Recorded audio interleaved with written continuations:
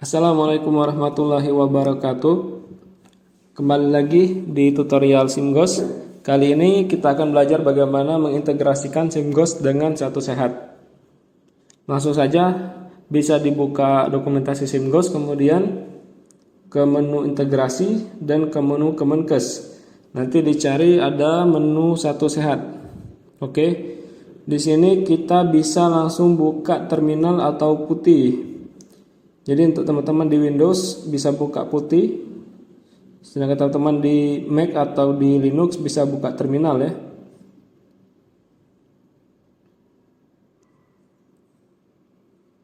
Oke, kemudian silakan login ke server masing-masing.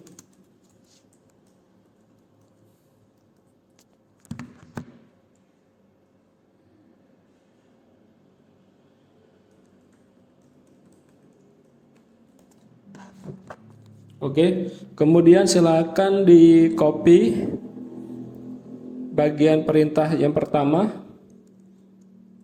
kemudian dipastekan di terminal atau putih, kemudian copy lagi yang bagian kedua,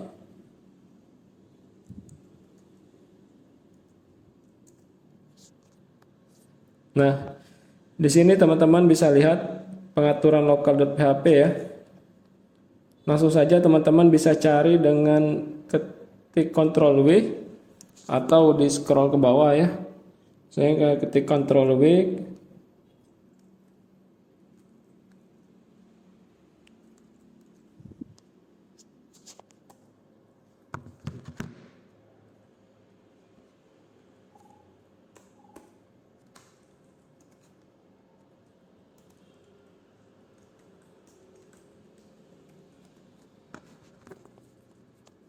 Bentar. Oke, ketik Ctrl W, kemudian cari IHS di sini. Sekali lagi Ctrl W lagi, kemudian Enter. Nah, di sini silakan teman-teman cari ada tulisan IHS ya. Di sini ada beberapa yang harus diisi seperti ID, script, kemudian ada tipe di sini ada tipe. Oke, langsung saja untuk mendapatkan ID ini bisa teman-teman masuk ke Satu Sehat platform atau teman-teman yang di klinik bisa masuk menggunakan DFO. Dan untuk teman-teman yang praktek mandiri bisa ke Rek Fasiankes ya.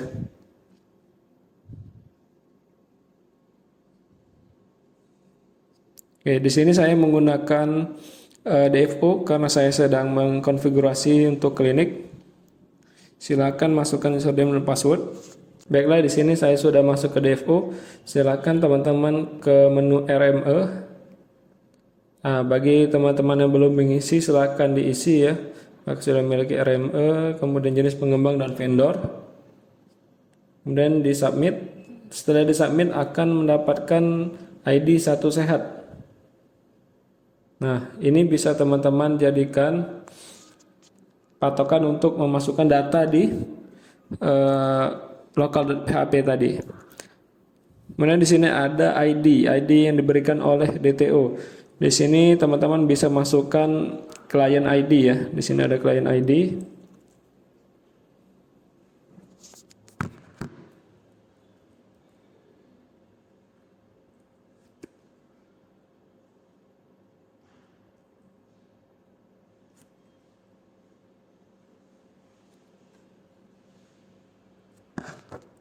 Kemudian ada secret key.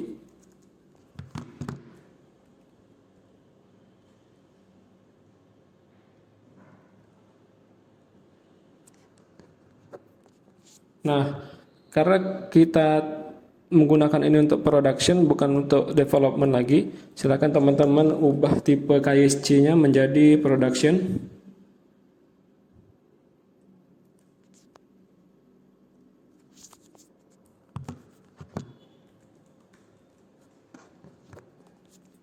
Kemudian write log-nya bisa dibuat jadi true.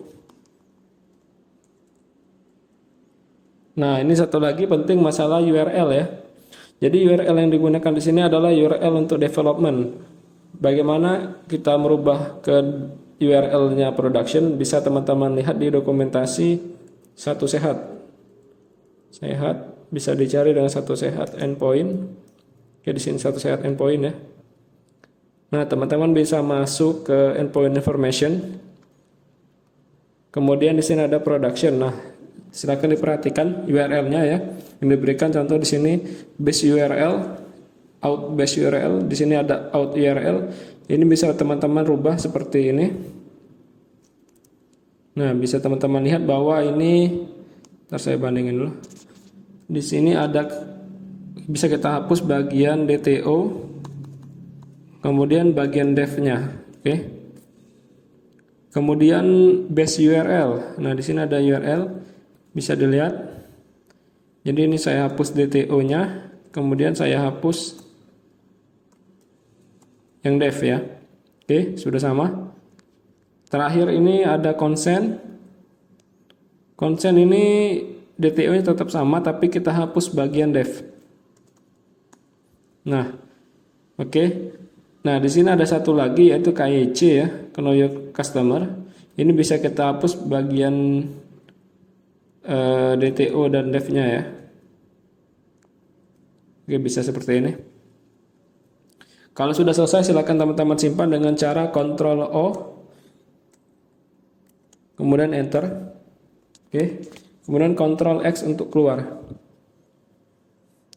Sudah selesai tahap ini, berarti teman-teman sudah berhasil mengkonfigurasikan. Kemudian silakan hapus cache-nya di sini, tetap di folder yang sama. Teman-teman copy perintah sudo rminrf. Kemudian enter. Nah, kemudian kita masuk ke integrasi di table. Silakan masuk ke database, bisa menggunakan HDSQL atau SQL editor yang lain ya. Di sini saya menggunakan Table Plus. Kemudian silakan masuk ke database aplikasi. Di sini ada database aplikasi. Bisa teman-teman cari di bagian integrasi. Di sini di Kemkes Satu Sehat, teman-teman ubah statusnya jadi 1. Kemudian disimpan ya, dijalankan. Oke, sudah selesai. Kita lanjut ke organization ID. Nah, di sini kita masuk ke database Kemkes IHS. Di sini ada database Kemkes IHS. Kita open. Kemudian teman-teman bisa cari bagian organization. Nah, di sini di bagian organization ya, bisa teman-teman isi dengan organization ID yang didapatkan dari Satu Sehat tadi. Di sini ada organization ID, saya kopikan. Kemudian dipaste ke ID bagian pertama ya, yang ref ID-nya 1. Sini silakan dipaste. Enter. Oke, kemudian di save ya. Nah, ini kita lanjutkan terlebih dahulu. Oke, kemudian terakhir ada scheduler ya. Nah, ini nanti saya jalankan di akhir karena saya ingin mendapatkan data organization terlebih dahulu. Seperti teman-teman lihat di sini datanya masih sedikit ya, karena kita harus melakukan sinkronisasi dulu. Nah, di sini silakan teman-teman ke tabel sinkronisasi. Kemudian kita buka organization. Di sini ada organization. Bisa teman-teman ubah tanggalnya menjadi 000 saja. Kemudian silakan di save. Oke. Kita bisa kembali lagi ke organization. Nah, di sini bisa teman-teman reload ya. Tadi sudah berubah di sini. Di sini ada send-nya menjadi 1. Nah, ini diperhatiin di table Kemkes IHS ini kuncinya di send-nya 1 ya. Kalau 1 ini artinya datanya siap akan dikirim. Sedangkan 0 ini datanya sudah dikirim. Nah, setelah saya melakukan sinkronisasi, saya reload ya. Nah, ini otomatis berubah. Nah, ini langsung otomatis datanya masuk semua ya. Setelah saya reload di tabel sinkronisasi, saya kembali lagi ke tabel organization. Di sini datanya sudah masuk semua berdasarkan ruangan-ruangan yang saya buat. Nah, di sini teman-teman sudah bisa mulai mendapatkan data-data ID. Ini data-data ID ini harus wajib terisi semua ya. Bagaimana caranya? Teman-teman bisa cek di scheduler ini, bisa dikopikan perintah yang pertama ya ke terminal. Kemudian teman-teman bisa lihat di sini ada saya list ya. Di sini ada 2 program ya. Nah, di sini bisa teman-teman lihat di bagian run.sh dengan mengetikkan cat run.sh ya. Nah, di sini ada banyak perintah yang akan dijalankan. Jadi urutannya teman-teman bisa cek pertama kali yang harus didapatkan ID-nya ID organization. Jadi ID organization itu harus terisi semua.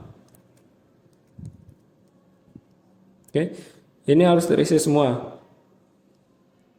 Ini saya tutup terlebih dahulu. Tetap di database Kemkes IHS ya. Oke, bagaimana mengirim data? Kita kirim secara manual terlebih dahulu dengan copy perintah organization ini ya. Saya copy, kemudian saya pastekan, kemudian saya enter. Oke, ini menunggu dia mengirim data. Oke, sudah selesai ya. Bisa teman-teman cek reload. Nah, di sini ID-nya terisi nih. Terus misal ada teman-teman yang gagal ya, yang gagal terisi otomatis, teman-teman bisa lihat di database logs. Kemudian dibuka, di sini ada table bridge log ya. Nah, silakan teman-teman cek tanggal requestnya dirubah, tanggal terbaru. Nah, di sini nanti ada URL. Di URL ini teman-teman bisa lihat, ini yang kita kirim tadi ya, /organization. Teman-teman bisa lihat ada respon errornya apa nanti kalau ada error ya.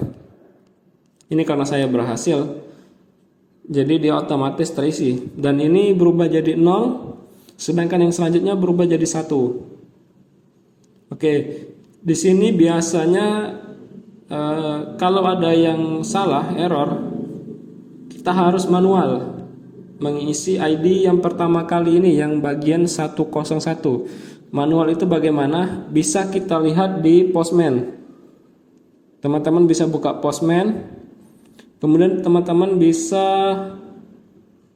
generate token terlebih dahulu ya. Ini saya dapatkan dari forking Postman-nya Satu Sehat. Jadi di dokumentasi Satu Sehat di sini ada Postman Collection ya. Teman-teman bisa forking di sini. Nah, diikuti saja langkah-langkahnya sampai selesai. Nanti teman-teman bisa mendapatkan URL untuk generate token. Kemudian untuk yang lain-lain ya, generate resource. Nah, di sini teman-teman bisa ke generate token terlebih dahulu dengan memasukkan ID, secret ID dan client ID yang didapatkan dari Satu Sehat tadi. Kemudian teman-teman bisa ke organization, kemudian search by search by part of. Di sini ada part of. Teman-teman bisa search by part of ID. Di sini kan ada ID ya. ID ini kita copy, kemudian pastekan value-nya, send. Oke, ini tokennya gagal karena ini belum saya generate token. Nanti di sini akan muncul ID yang kedua. ID yang kedua itu maksudnya apa? ID yang ini, yang ref-nya 101, kemudian yang ref-nya 102 dan ref-nya 0103. Nah, ini kebetulan bagus ya. Jadi saya tidak perlu generate via Postman. Oke. Itu sedikit catatan untuk teman-teman yang gagal generate organization yang awal. Kemudian ini ada pilihan ya, teman-teman bisa jalankan scheduler. Jadi tidak perlu manual lagi, kita terminal kita kopikan lagi yang organization ini, kemudian kita enter ya. Ini kan manual ya. Bisa teman-teman lihat nih, sedang mengirimkan data lagi. Jadi teman-teman cek di sini kan 0 ya, 000 semua. Tadi saya ngirim data lagi. Oke, sudah selesai. Silahkan di reload. Nah, ini data terisi lagi ya. Terisi lagi yang baru. Terus ini isi otomatis sampai full. Nah, di sini kan sudah diberikan caranya mengaktifkan scheduler. Setelah kita memasukkan perintah yang pertama ini, kemudian masukkan perintah kedua yang bagian install.sh ya. Nah, kemudian teman-teman ada catatan nih dari saya pribadi. Jadi di bagian run.sh-nya bisa teman-teman edit terlebih dahulu dengan cara nano run.sh. Kemudian teman-teman cek di sini ada practitioner ya. Nah, ini diperbaiki jadi practitioner. Nah, ini saya nggak tahu nih kenapa penyebabnya ya. Cuman di versi ya sekarang di tanggal 20 November saya buat tutorial, ini minta diubah jadi practitioner ya, dirubah jadi S. Oke. Kemudian Ctrl O, Enter, Ctrl X. Jadi kalau teman-teman cat lagi, run.sh-nya ini berubah jadi practitioner ya. Oke. Kemudian di bagian install.sh-nya juga ada yang mau saya edit. Nano install.sh. Nah, di sini kan 0 ya. Entah kenapa di server saya nggak jalan. Jadi teman-teman bisa ubah jadi bintang. Jadi dia berjalan tiap 15 menit akan menjalankan perintah run.sh yang kita buat tadi. Tapi di sini saya ubah jadi 10 menit aja ya. Untuk sementara. Ctrl O, Enter, Ctrl X. Nah, ini sudah selesai. Saya jalankan perintah garing install.sh ya, enter. Nah, ini sudah berjalan nih.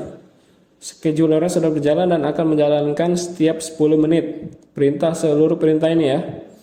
Nah, cuman karena saya tidak mau menunggu biar cepat ya, saya coba eksekusi manual saja dengan interval. Jadi setiap 10 detik mungkin atau setiap 5 detik, jangan langsung dikirim ya. Nanti teman-teman akan diblok oleh satu sehatnya kalau spam mengirimnya terlalu cepat. Oke, ini saya kirim lagi organization.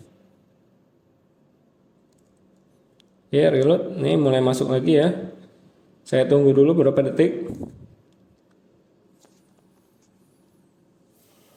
Kemudian saya kirimkan lagi.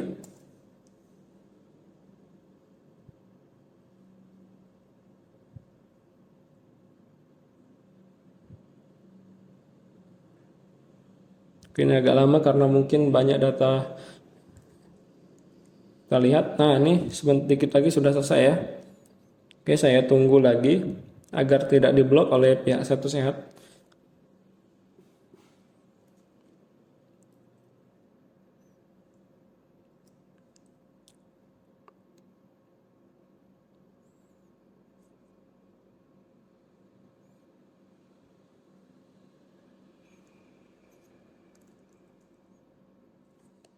Oke, ini silakan lanjut ke location ya. Sini saya akan jalankan manual untuk location. Oke. Kemudian di reload. Oke, di sini masih 0 ya. Locationnya masih 0. Bisa teman-teman lihat di database log. Kita buka log lagi. Kemudian bridge log.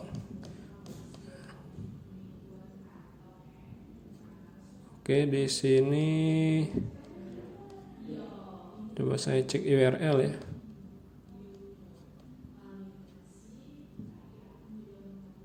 URL. Oke, ini belum. Oke, ini enggak tereksekusi ya locationnya. Saya coba lagi. Location. Oke, coba dicek.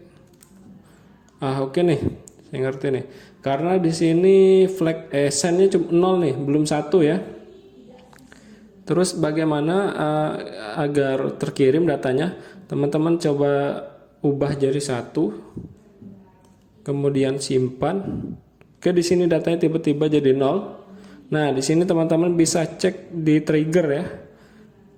Bisa cek triggernya, kemudian yang bagian ini bisa teman-teman komen. Di sini akan ada error. Oke, abaikan saja. Kemudian teman-teman rubah lagi jadi 1. Save. Oke, ini gagal ya. Trigger does not exist karena kita komen tadi. Nah, di sini saya ada file trigger, di sini ada file trigger. Jadi teman-teman bisa kalau di Heidi bisa impor ya. Kalau di sini saya harus restore. Bentar ya. Oke. Di tabelnya Kemkes IHS teman-teman bisa restore trigger di sini berkas. Di sini ada location untuk trigger ya. Saya restore terlebih dahulu. Bisa teman-teman import.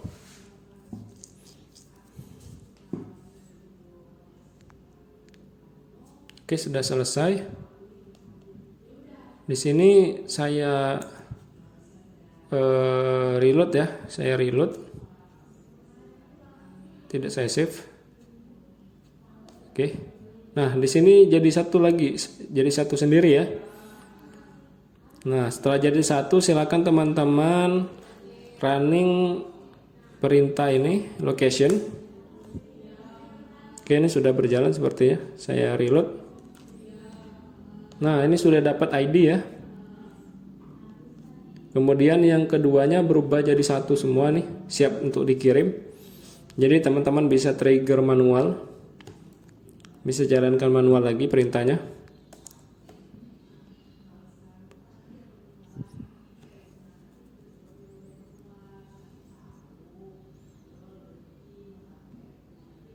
Ini karena banyak data yang harus dikirim ya, nggak lama. Bisa teman-teman reload. Nah, di sini mulai bertambah ya. Jadi teman-teman bisa jalankan manual. Baiklah, jadi bisa teman-teman teruskan mandiri ya di sini sampai ID-nya dapat. Dan jangan lupa jangan di spam terlalu cepat, takutnya nanti diblokir. Nah, sudah selesai nih. Organization sudah dapat ID, location sudah dapat ID. Kemudian teman-teman bisa lanjut cek lagi dengan cat run.sh. Sini teman-teman bisa cek yang perlu dijalankan yaitu pasien ya.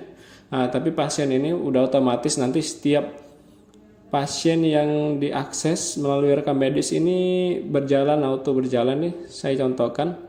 Di sini saya cek pasien ya. Contohnya ini. Saya buka. Oke.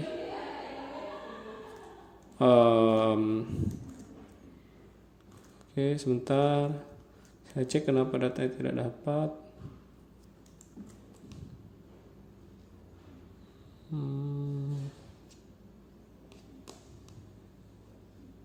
Ini harus dapat.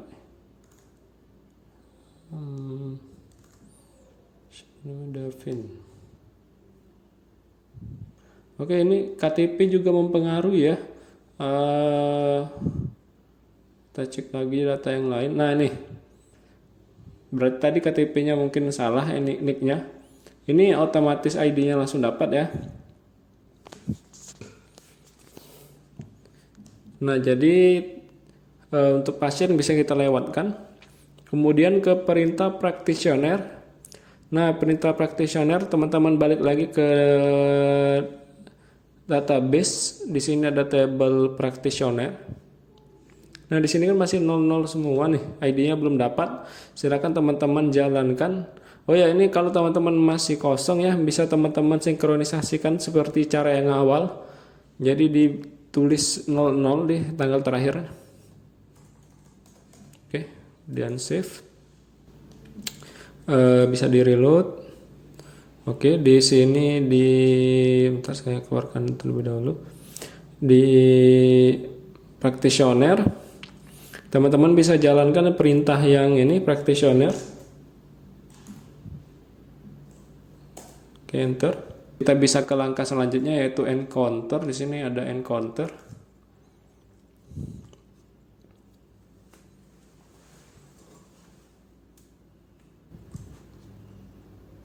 Jadi saya lewatin karena nanti dia juga akan dieksekusi otomatis oleh scheduler. Nah, di sini juga masih banyak yang nol ya di encounter. Jadi data encounter ini akan berjalan ketika teman-teman itu selesai mengisi seluruh master tadi, organization, location, practitioner. Kemudian di sini teman-teman harus menyelesaikan data pasien di SimGoals. Jadi di sini harus finish ini ketika tagihan itu sudah jadi tagihan itu wajib difinalkan. Nah, di sini tagihan wajib difinalkan ya. Nih, agar datanya terkirim ke Satu Sehat seperti itu. Jadi untuk data selanjutnya seperti nanti ada obat itu di medication, ini harus di mapping terlebih dahulu. Jadi untuk sementara data pasien bisa teman-teman dapatkan di Satu Sehat mobile setelah kita selesai mengkonfigurasi sampai ke practitioner tadi ya. Kemudian ke encounter ini di sini harus difinalkan tagihannya. Oke, sekian tutorial dari saya. Kalau ada pertanyaan silakan berikan komentar. Terima kasih.